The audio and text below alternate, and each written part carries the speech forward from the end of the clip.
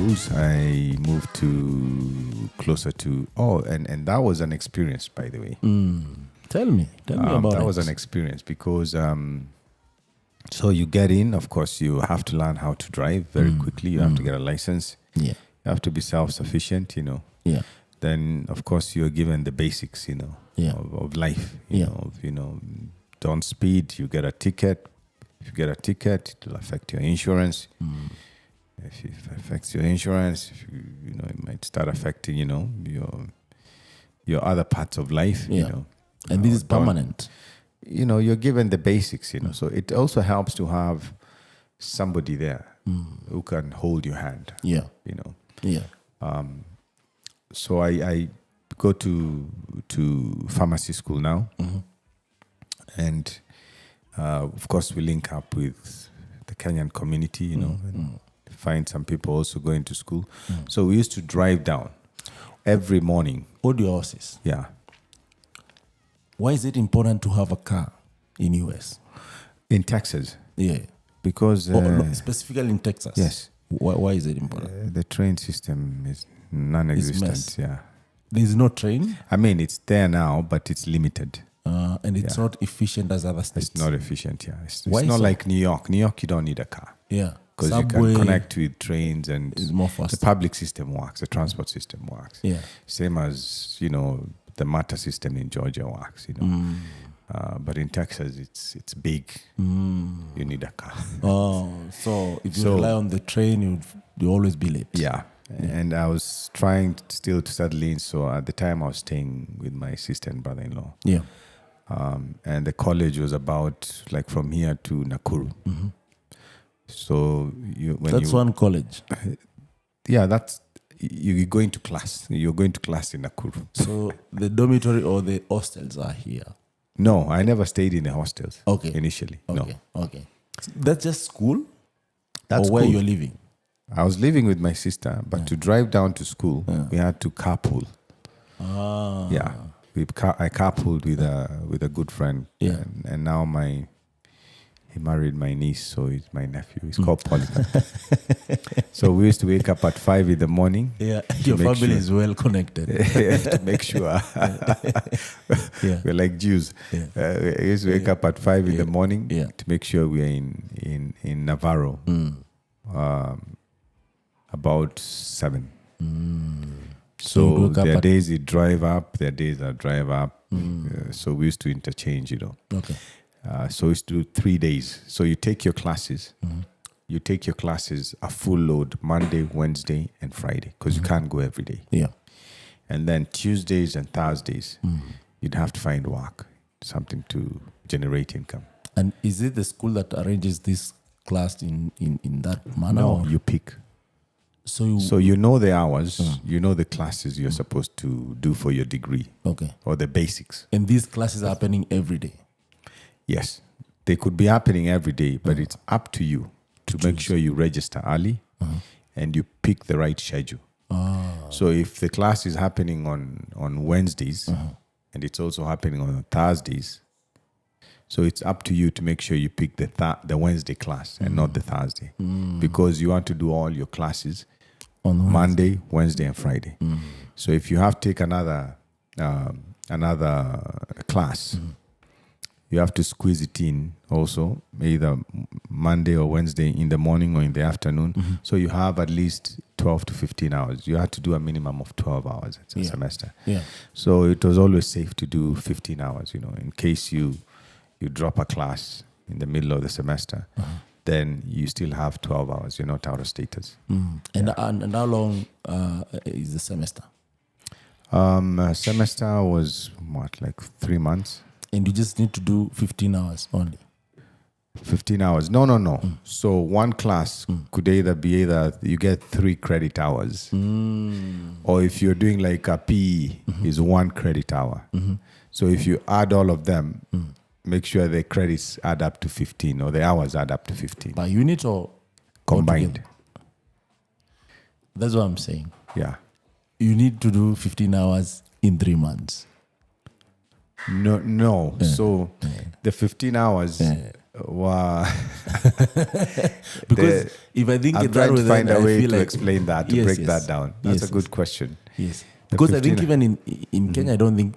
Of course, there is curriculums that do the credits, but Yeah. public schools they don't. So do I would some say the application. 15 hours then would be a week. Yeah, Yeah. Every week. yeah. Yeah. So every week you'll do 15 hours. For the combination of classes. Yeah. Ah, I see. Now I Yeah. get you. Yeah. Because our classes at the University of Nairobi was 45 minutes each, right? Mm-hmm. So if you have like 3 of those or 4 of those, it comes down to like 3 hours. So Okay. it makes a lot of sense. Okay. I don't really know how to translate that, but I know there were classes, the credits that were, you'd get 3 hours. The lighter ones, like your PE or whatever occupation or whatever, you get 1 hour. Okay. 1 I hour see. credit. I see. So it's a credit system, Yeah. And that will count to your results. Yes, Just because attending a you class. needed, say, depending on the course you're taking, you needed to have done a minimum of, say, maybe 100, 120 hours. So they would add up towards your Final score. 120 hours or more, Yeah. depending on the degree you're doing. Yeah. Yeah. I see. If you ask a Kenyan, or if you ask Dr. Ndemo about credits in terms of class attendance, he will laugh at you because that does not count at all. What counts is a grasp of concepts, the quality of projects that you build, especially when you're doing engineering, and that kind of line. And I mean it's I would say it's an open field for research because with the way the focus span of people is changing, we need also to change how people consume materials that we offer through education. Otherwise, we'll be stuck in one way of doing things, and it might be overtaken by events. Yeah. I don't know if that makes sense because with the current CBC, and I don't know, now it's going to junior high school. I know it very well. So it goes to the tertiary education. It might become very tricky because even right now, with the junior secondary school, it's becoming a challenge because either the teachers are not well trained to manage that, To handle. they just have blocks that are just junior high school, but it's just So it's quite complex. I'll if tell think you about it. something funny. Yeah. I sit on the board of Nairobi Primary. Yes. So I've experienced this firsthand, Yes, in trying to segregate what we're calling junior secondary, because you have to segregate that class. Yes, they're in junior secondary, but yes, they are younger than class 8s. Then there's this whole new mandate around uniforms. There's this whole new mandate around a different block, building a new classroom or new facilities. Yeah. And how do you do some of the shared services, like the dining room. Yeah. So we've had to go through those in the board, pretty quickly, and the time limit to implement this was a little bit strenuous. It was too short. Yeah.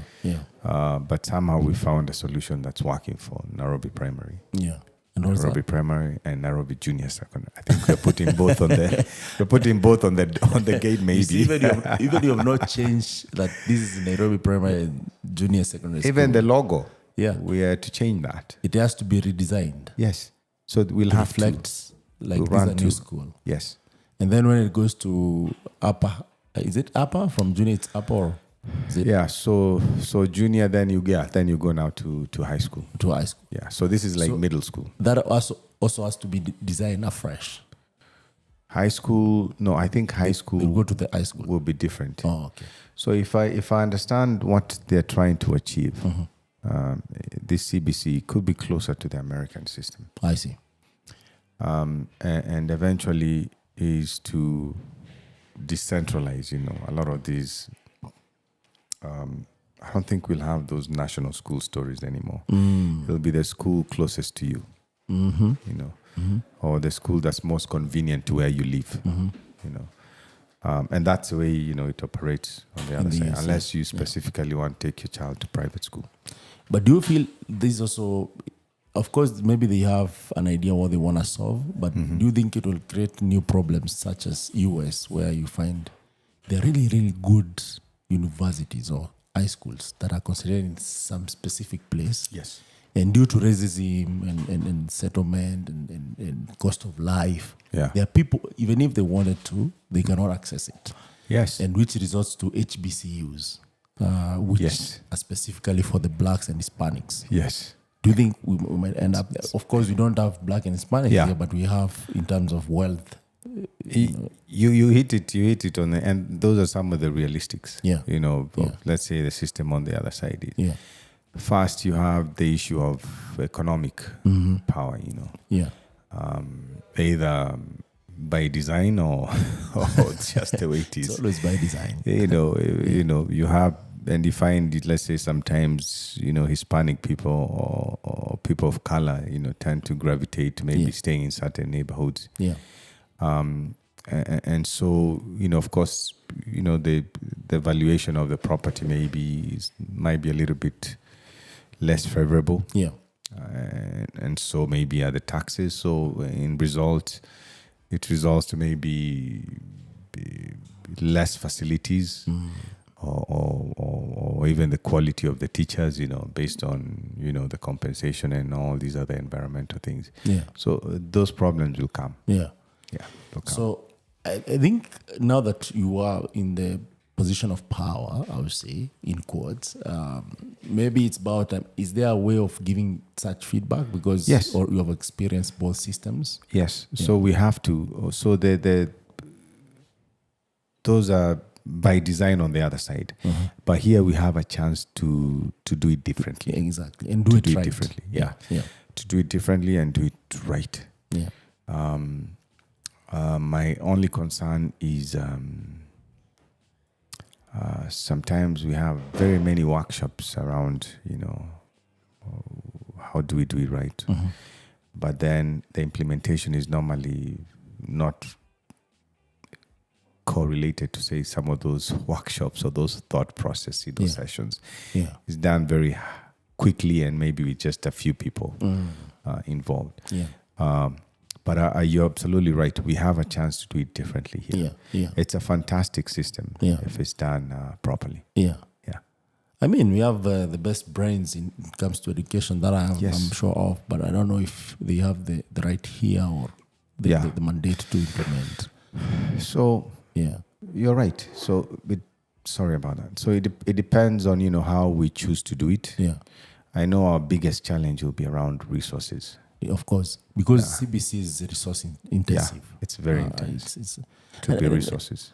And I feel like, well, this is a bit controversial. I feel like government is not doing something about that, because if you're changing people from one system which was not so resource intensive, and given the economic status that we have across the country, you need to think about how do you make sure that doesn't get translated as a burden.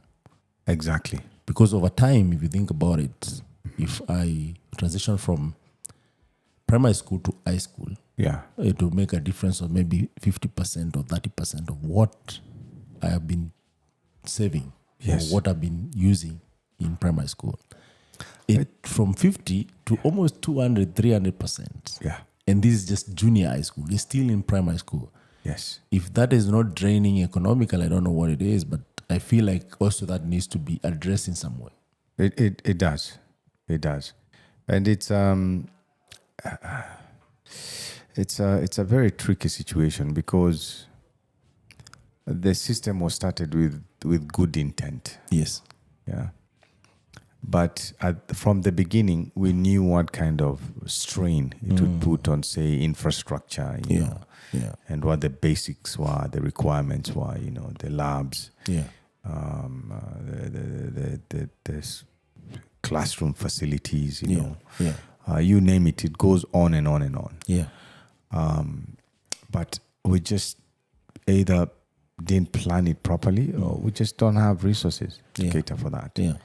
So now we have to be and each situation or each school we have to give them a window of, let's say, a year or 2 years to be innovative on how they can also share some of those resources with the existing facility. Yeah.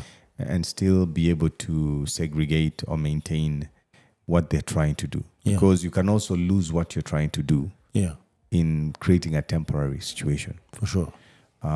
So it's just the application will differ all throughout the country. There are places that are ready, there are places that can't. Yeah. They just don't have the resources. Yeah. Yeah. I mean, we'll always find a way. We are resilient people, I would say. Yes. But I feel like we should not, because the government plays a huge role when it comes to education, governance, law and order. Yes. Those are the like three main things besides the health that government should really put a keen eye on. And I hope all this transition and everything will not come at a cost of a generation, because, you know, repairing and putting back a generation to order is really hard. Yeah. And that's why I've said governance, law and order. Exactly. It is by design, because if that generation feels cheated, Yeah. of course you'll have problems with such things. Yeah. So let's hope things will be okay. Let's hope so. Now, you're in the US, you're doing your pharmacy. Yes. Attempting to do your pharmacy. You try it doesn't work out. Yeah. How long do you decide that, this is not for me, let me try and find something better? One semester. Yeah. Then you are really smart. I'm not smart. I'm just decisive. I say, no, this is not for smart, me. You are smart and decisive, because by the time you realize, this is not something I would like to do, but I can do something else. Yeah. So I switched to a business degree, in entrepreneurship and strategic management, and then with a minor in computer science. Okay. Switch schools. I go to what we call North Lake Junior College. Yeah. To get my, the 2-year prerequisite. Then I transferred to the University of North Texas. Okay. In Denton. Yeah. So that's where I finished. Yeah. With a business degree. Yeah. How was that, by the way? Do you enjoy it? I enjoyed it. I loved the experience. I loved it. Okay, maybe the first 2 years were a little bit tough because, of course, you're settling in, you're working, you're trying to figure out, okay, you've been given school fees to get you through maybe the first year. Now you're on your own. Yeah. And there are no grants coming through? No, I had to be creative. Okay. I used to go to there used to be a scholarship office or desk for international students. Yeah. It was mainly manned by Chinese and Vietnamese, I always remember. So these were international students or just international lecturers? There were international students running that desk. Okay. So, but of course, you had to be friendly to know that there was a grant here or a scholarship here. Yeah. So I became very friendly to those people, to reduce the load. Then I also learned something about the credit system, whereby, as a student, you're given your first credit card. So credit is very important. In the US. It's the first element of responsibility, biggest element of responsibility. Yeah. So I would buy my books first, and even though I had the cash, then pay off. So if they gave you $500, you run it, you pay it, they increase your limit to $800, to $1,000, to $2,000. I see. So I did that. Why I say that is because by the time I was going to the fourth year, I'd built up credit of about $15,000. So you're okay. So, and it got more expensive, as you... Yeah, sure. Yeah, because the books alone were about maybe close to $2,000. Yeah. Then you had to pay your tuition for the semester. Yeah. So I would work, run the card, then I would never have enough money to pay for the full fee. I see. So I'd pay whatever I could pay. So it started accumulating. Yeah. Accumulating. Yeah. So by the time, but at least it helped me finish school. Let me ask this question now that you're talking about the arrears. So how do US schools handle arrears? If someone has arrears, how do they make sure that they pay? Oh, you don't go to class. And how do they enforce that? Different schools have different systems. So do you have like a card that you swipe, it doesn't open a gate, or? No, but even if you go to class, they do the register. You know, even if you take the test, you're not in the register. So you could go to class so high. You could go to all these classes, but there's nothing to show for There's it. nothing, yeah. If you've not paid, there's nothing. Okay. Yeah. I see. Yeah, but it helped me. By the time I was finishing college or university, I think I was in debt, maybe about $25,000 in debt. Oh, that's a lot of money back then. Yeah, it was a lot of money back then. Yeah. You know, so I finished. I started working, tried to pay down. But then, of course, you know, then my dad asked me, you know, so what next? You know, so This is after undergrad. So after 1 year of working, he said, so what next? Yeah. You know, so Where were you working? In Xerox or? yes, I was working in Xerox. Before we go to that, there's a question I had for you. This is 1999, 1990s. Yeah. University of North Texas, Denton. Yes. Is teaching entrepreneurship. Yes. And I don't know when entrepreneurship started offering a degree in Kenya. I cannot speak to Kenya. And if it's still offered, it's just a unit, Yeah. right? To some extent. Yeah. And they don't go that deep. Yes. As a whole degree. Yes. You know, what does that tell you? You know, comparing the environment that we're in, because now that affects everything else. Like most of the entrepreneurs that we have in the country right now, because I've been this tech ecosystem and most entrepreneurs are coming from that ecosystem, is that you either have to learn it by yourself or read books around it or just attend boot camps and whatnot to be at par what is required. I remember even some of these hackathons, and it's good that today, as we sit here, there's a startup weekend that is going on, and part of the weekend is that you'll get to learn some of these, like how do you create your pitch? Yes. What do you focus on? If you have a business, what do you need to pay attention to? Very important. Raising funds. Yes. How do you manage that funds? Why should you raise funds? The process. These things are very important, but up to today, I don't see our education system embracing such opportunities to offer people real-time, learning that they could implement. So how was that journey? Was it so implemented? Did you have entrepreneurs come in class, share their story? How was that learning of entrepreneurship, specifically entrepreneurship? Because this is very, very good. Entrepreneurship and strategic. I like it. Yeah. Yeah. So it was different. Yeah. It was different because, and it was very exciting for me because, and as you rightfully said, you offer those kind of early avenues. Yeah. You'll end up with a bigger entrepreneur pool. You'll end up with more businesses. Yeah. You'll end up with a bigger economy. Yes. So we should have started it way earlier. Yeah. But I enjoyed it because coming out of high school, traditionally you're told medicine, law. Yeah. What were the other ones? Engineering. Yeah. You knew them. Yes. 3 of them. 3 or 4, if you go. So it was refreshing. Yeah. It was refreshing to, This is to new, find something different. Yeah. And then also just enjoying the process of both the case studies and the visiting lecturers we had. Yeah. And even entrepreneurs. Yeah. But I think the most enjoyable part of all this, the last year, was a project. You had to take a real life project as a group. Yeah. So you had people who are strong in accounting, people who are strong in finance, or strong in HR. Yeah. Everybody would be, you'd have a diverse pool in the team. Yes. To take on a business and either turn it around or bring it to life. Yeah. Yeah. So this is even more better than MBA. I understand also MBA focuses on strategic, it's a decision making. The good thing with the school is they got you real life cases. Yeah.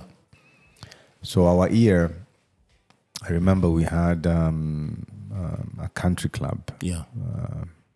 I forget the name. Somewhere out there in the countryside. It was a little bit dilapidated. Membership levels were low. The facilities were probably not very well kept. Yeah. They had a lot of real estate, a lot of land. Yeah. They had a golf course, maybe not well managed. Yeah. So we had to take that and give them a proposal on how to turn it around. Yeah. And they actually implemented it. Yeah. And the money that was paid for that exercise normally went to the university. Yeah. So either towards a that's school of interesting. entrepreneurship or towards some scholarships or something. Yeah. Because I feel if we implement it that way in Kenya, there would be so much wins. Both for the schools now that they're struggling financially. Yeah. And for the society who are in dire needs of solutions. Yeah. So it made you think. Yeah. You know, you went to the ground. You know, as they say, unaenda kwa ground. You look at the neighborhood around the club. Yeah. You look at the family compositions. You look at the income levels. Yeah. You look at their hobbies. You do all these studies. Yeah. You know. Yeah. So when you have all these data points, then you can make an informed decision. You know. Yeah. Which parts of the clubs do you need to drive or rehabilitate? You know, to make it either to attract families. Yes. And if you attract families, maybe you lose out on other members. Yeah. And what is that sweet spot, you know, in terms of membership fee, you know, and what kind of drive or marketing you'll drive to get to those numbers. So it was a real life, situation. You know, it was lots of fun. Nice. Lots of fun. Nice. Yeah. Yeah, I hope our dons will listen to this and even borrow a leaf